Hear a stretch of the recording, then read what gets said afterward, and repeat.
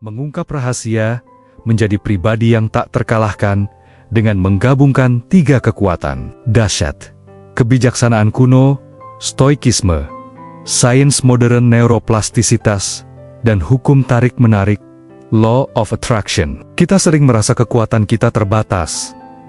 Namun sebenarnya kuncinya ada dalam diri kita. Video ini akan membimbing Anda mengaktifkan potensi tak terbatas itu. Luangkan waktu sebentar untuk menonton video secara lengkap dan dapatkan manfaatnya seumur hidup.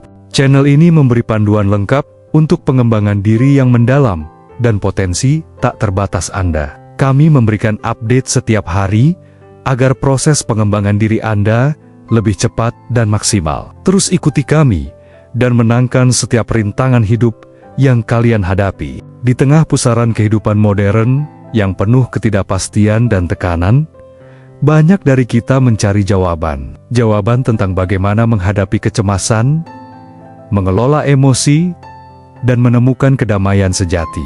Jawabannya mungkin telah ada sejak ribuan tahun lalu, jauh sebelum internet dan media sosial. Dalam sebuah filsafat kuno bernama stoikisme. Lebih dari sekadar teori, stoikisme adalah sebuah panduan praktis untuk hidup. Inti dari stoikisme menjadi tahap pertama untuk memahami bahwa kebahagiaan dan ketenangan batin datang dari dalam diri kita, bukan dari dunia luar. Filsafat ini mengajarkan kita untuk tidak terlalu bergantung pada hal-hal yang tidak dapat kita kendalikan, seperti kekayaan, reputasi, atau pendapat orang lain. Sebaliknya, stoikisme mengajak kita untuk fokus pada apa yang sepenuhnya berada dalam kuasa kita: pikiran, penilaian, dan tindakan, pengendalian diri, dan dikotomi kendali. Pilar pertama dan yang paling fundamental dari stoikisme adalah pengendalian diri, yang dikenal juga sebagai dikotomi kendali. Konsep ini sangat sederhana, namun transformatif. Ada hal-hal yang dapat kita kendalikan, dan ada hal-hal yang tidak. Kita tidak bisa mengontrol cuaca, nasib, atau bagaimana orang lain memperlakukan kita. Namun, kita selalu bisa mengendalikan bagaimana kita bereaksi terhadap semua itu. Kekuatan kita terletak pada kemampuan untuk memilih respons. Apakah kita akan membiarkan kemarahan menguasai diri saat seseorang mengkritik kita? Atau akankah kita mengamati emosi itu, memahaminya, dan memilih untuk tetap tenang dengan terus melatih fokus pada hal-hal yang bisa kita kendalikan? Kita tidak hanya menjadi lebih sabar, tetapi juga lebih tangguh dan bijaksana dalam menghadapi berbagai tantangan hidup. Mencintai diri sendiri melalui amor fati.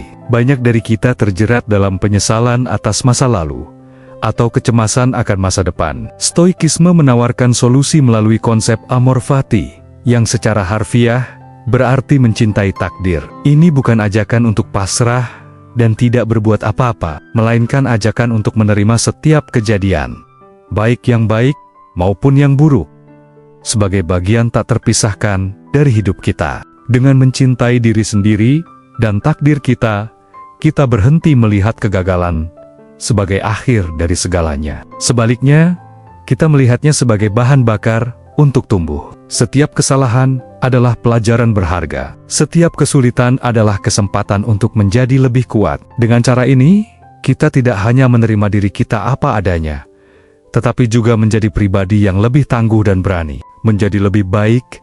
Praksis harian stoikisme. Stoikisme bukanlah filsafat yang hanya dibaca, tetapi juga dipraktikkan. Ini adalah perjalanan seumur hidup untuk menjadi lebih baik. Setiap hari adalah kesempatan untuk berlatih. Kita bisa mulai dengan merefleksikan diri setiap malam, meninjau tindakan kita, dan bertanya, apa yang bisa saya lakukan lebih baik besok?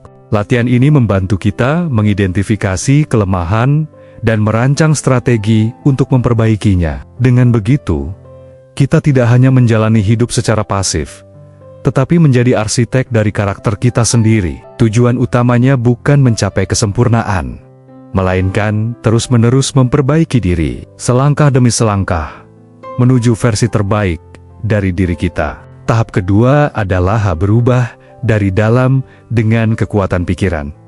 Mengubah otak dengan neuroplastisitas. Kita sering berpikir bahwa otak kita adalah organ yang kaku dan tidak bisa berubah setelah dewasa.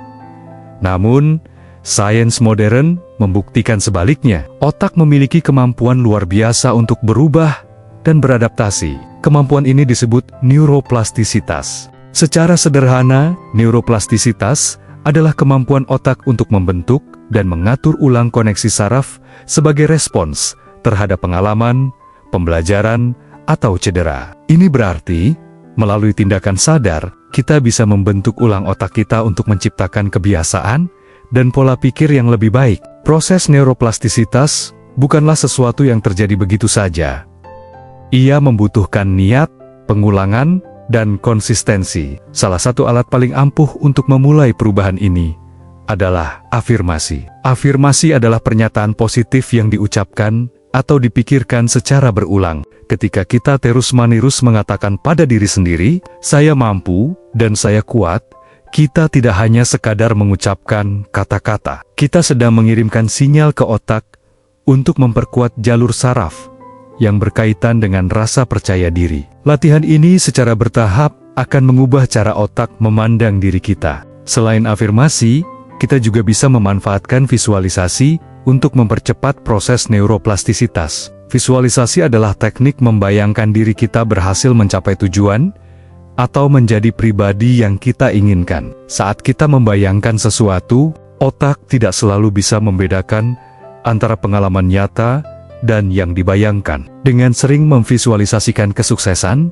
otak mulai membangun dan memperkuat jalur saraf yang diperlukan untuk mencapai tujuan tersebut. Ini seperti melakukan latihan mental yang mempersiapkan kita untuk bertindak nyata. Tentu saja, afirmasi dan visualisasi tidak akan maksimal tanpa disiplin menjalani perubahan setiap hari. Neuroplastisitas bekerja berdasarkan prinsip gunakan atau lupakan. Koneksi saraf yang sering digunakan akan semakin kuat, sementara yang tidak akan melemah.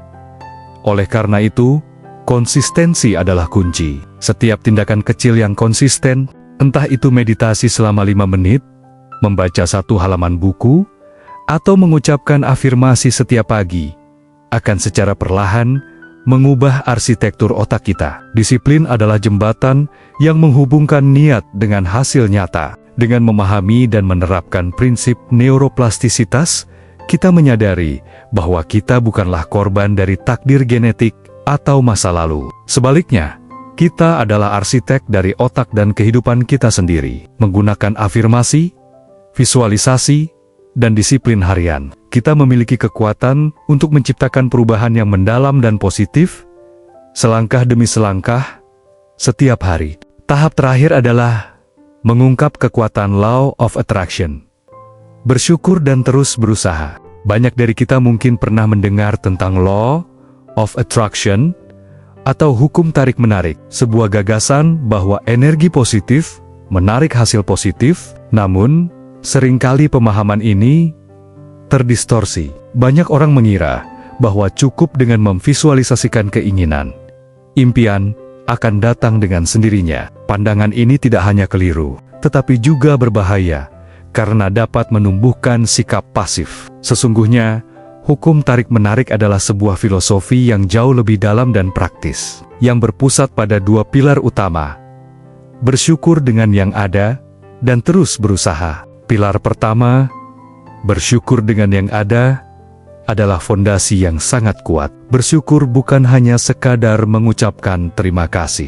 Ia adalah sebuah sikap mental yang memancarkan energi positif. Ketika kita fokus pada apa yang sudah kita miliki: kesehatan, keluarga, teman, bahkan hal-hal kecil seperti secangkir kopi di pagi hari kita, secara sadar mengalihkan fokus dari kekurangan ke kelimpahan. Sikap ini menciptakan getaran positif yang resonan dengan keberlimpahan itu sendiri. Otak kita diprogram untuk mencari dan melihat hal-hal yang kita fokuskan. Jadi, dengan bersyukur, kita melatih otak untuk melihat lebih banyak peluang dan kebaikan di sekitar kita. Pilar kedua, terus berusaha, adalah motor penggerak dari semua manifestasi. Law of Attraction bukanlah sihir, melainkan sebuah sinergi antara pikiran dan tindakan. Energi positif dari rasa syukur harus disalurkan melalui tindakan nyata. Jika Anda ingin memiliki bisnis yang sukses, Anda tidak bisa hanya duduk di rumah memvisualisasikan uang yang datang. Anda harus bekerja,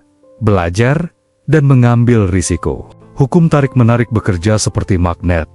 Magnet menarik benda-benda metal yang ada di sekitarnya. Dengan begitu, tindakan Anda adalah magnet yang menarik peluang dan sumber daya yang selaras dengan tujuan Anda. Jadi, bagaimana cara mengintegrasikan kedua pilar ini dalam kehidupan sehari-hari? Mulailah setiap pagi dengan menuliskan 3 hal yang Anda syukuri. Latihan sederhana ini akan mengubah pola pikir Anda dari kurang menjadi cukup. Kemudian, di sepanjang hari, ambil langkah-langkah kecil yang konsisten menuju tujuan Anda. Jadi, bagaimana cara mengintegrasikan kedua pilar ini dalam kehidupan sehari-hari? Mulailah setiap pagi dengan menuliskan 3 hal yang Anda syukuri. Latihan sederhana ini akan mengubah pola pikir Anda dari kurang menjadi cukup. Kemudian, di sepanjang hari, ambil langkah-langkah kecil yang konsisten menuju tujuan Anda.